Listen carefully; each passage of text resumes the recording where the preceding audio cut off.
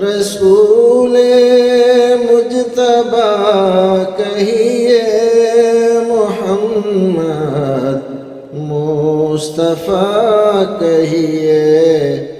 جبل پور MP سے محمد جنید انصاری صاحب سوال کرتے ہیں، جانور کا کان چرا ہوا ہو تو کیا قربانی ہو سکتی ہے؟ دیکھیے، یہ نہیں لکھا کہ کتنا چرا ہوا ہو۔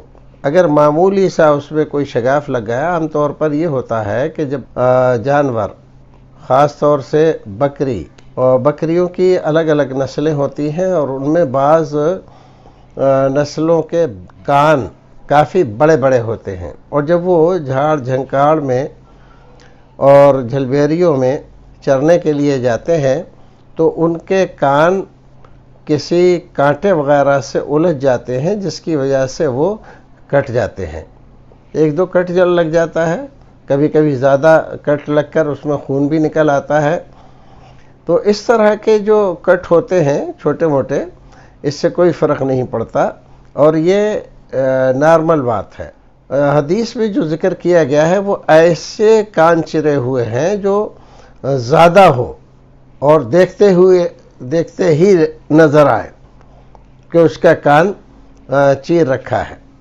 تو بہت زیادہ چرے ہوئے ہوں تو اس کی قربانی ہمیں نہیں کرنی چاہیے۔ معمولی سا چیرا لگا ہے، جیسے بعض علاقوں میں جن میں پشو پالن کا دھندا بڑے پیمانے پر ہوتا ہے، بکریاں وغیرہ پالی جاتی ہیں، تو سرکاری طور پر یا ریوڑ والے جو ہوتے ہیں وہ لوگ اپنی بکریوں کی نشانی متعین کرنے کے لیے، کیونکہ بہت سارے پالنے والے ہوتے ہیں، تو ایک کی بکری دوسری میں چلی جائے تو پتہ نہیں چلتا، وہ کہتا ہے میری ہے، یہ کہتا ہے میری ہے، تو کیا کرتے ہیں کہ کان میں ایک سوراخ کر کے اس میں کچھ لگا دیتے ہیں، اس کے کان میں کچھ دنوں کے بعد وہ ٹھیک ہو جاتا ہے، لیکن وہ سوراخ رہ جاتا ہے۔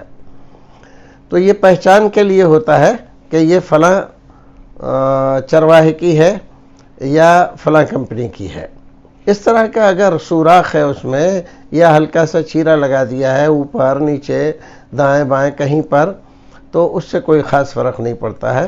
ایسا چیرا لگا دینا جس سے اس کو نقصان ہو یا مارکیٹ میں عیب کہلائے، اس کی قیمت کم آنکی جائے، یہ عیب دار مانا جاتا ہے، اور ایسے جانور کی قربانی ہمیں نہیں کرنی چاہیے۔